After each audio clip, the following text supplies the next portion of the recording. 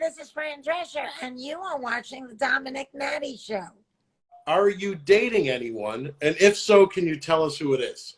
I am not dating anyone right now. I really am kind of dating myself, and we're in a great relationship. I'm also very, very close with my first ex-husband. Right. And we're the best of friends, and we continue to be writing partners and producers. So, I love him, and he's my family. Have you dated celebrities in the past, or are you talking to any celebrities in the DMs? I don't think I've dated celebrities. I actually find male actors to maybe be, I don't know, difficult or insecure, or so I think I maybe steer clear of that, though I would make the exception with Brad Pitt. That you would make that exception. Now, Yes. have you ever met him? I've met him twice. Once we were alone in an elevator, and I mean, really, my heart was pounding. Did you shoot your shot? I'm embarrassed to say that he is the only celebrity that enters my dreams. You've had dreams about Brad Pitt. And not really sexual dreams, but just that I felt excited that we were becoming friends. So you met Brad Pitt in an elevator, and how did the conversation go? It was brief, and I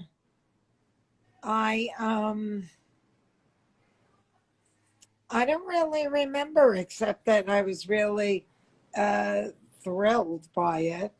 And we had met, I think, once before at a red carpet, and he was at that point married to Angelina. And I talked to her. It was after her mom passed of cancer. And I talked to her, and then he thanked me and said, whatever you said to her seemed to make her feel better, so thank you. So, and then in the elevator was, I don't know, I should have pressed stop. Can you imagine if we got stuck? That would have been amazing. That would have been, you could start your family together. You could just, you'd have nothing but time. Yeah, exactly. So are you dating anyone? Are you into older women? There you go. Yeah. So that's your celebrity crush, Brad Pitt. I would say yes. Is there a reboot of The Nanny in the works? Well, the Broadway musical is the next reboot version. So, and we're working on that. And we, promised our lead producers, the Broadway producers, that we would not compete with that by putting some version of it back on TV until the show opens. So I think we've got about 2 years of finishing the musical before it goes to Broadway. Now, did you say that you would want Cardi B to play you? Is that what you said in a If we went with a whole new cast, I thought that would be a cute way to go, because she's got a funny voice. I like that she's a woman of color. I like that she's funny. And, we could adapt it to her. Mr. Sheffield could be, a handsome Obama type. The character of the nanny comes from the wrong side of the tracks. Right. And she's a New Yorker. Cardi B comes from the Bronx, so that works out. Have you had any plastic surgery? And if so, can you tell us the procedures? I do get Botox from time to time, and it's usually in here because I don't like getting those grimace lines. Yeah. It looks like you're scowling. Right.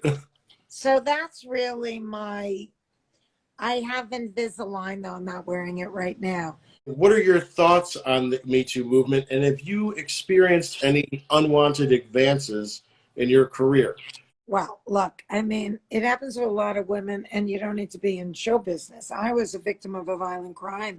I was raped at gunpoint by a stranger who was on parole. So, I mean, I don't know a woman that wasn't through the course of her life at one time or another um, inappropriately approached or touched. I do not know a woman. So, and this goes back to even, babysitters and the dad driving the sitter home after. Yeah, I mean, honestly, I do not know a woman that doesn't have some story to tell. So it is a big problem. And I'm glad that the Me Too movement has brought it to the forefront of the conversation. And I do think that, creative people and writers, need to be mindful of the stories that they're telling. And we need to normalize being respectful of women and not objectifying them. That has to be the norm. And the more we see it, the more we'll, not look at it as some oddity or act of rebellion. Are you saying that the people that are writing some of the things we see on TV and film are actually like condoning objectifying women? I'm saying that collectively, everybody that's in a position to write product should be mindful of supporting and normalizing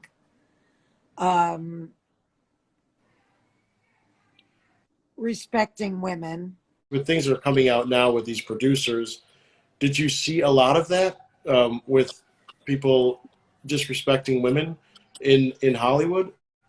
I personally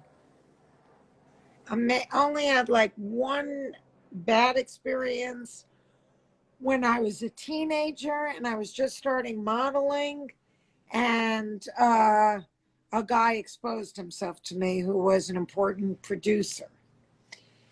And I said, I haven't even done this with my boyfriend. And he said, how old are you?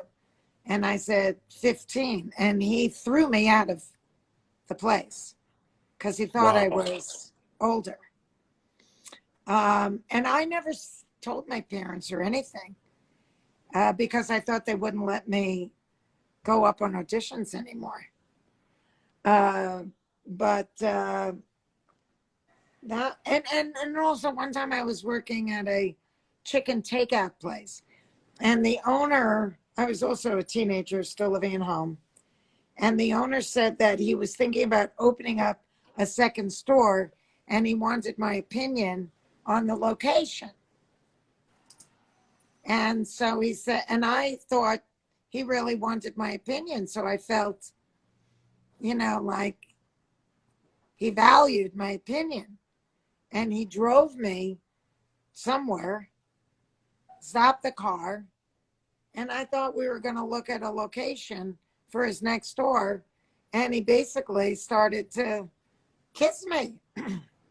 Wow. And I was a child. I mean, I'm a kid working at a chicken takeout place around the corner from my parents' house. And this was a married man with kids. So, and then of course I was raped at gunpoint when I was an adult in my 20s. But I've had girlfriends who were actors that never wanted to be alone in the room with Harvey Weinstein because they said he would, one gal, an Italian actress. She said, I would never, ever be in a room with him. I would always be with a friend because he was like a rhinoceros coming at you, she said. And that's an exact quote. Alyssa Milano wrote in the comments, said hello to you about 5 minutes ago. So I wanted to tell you about that also. Oh, how sweet.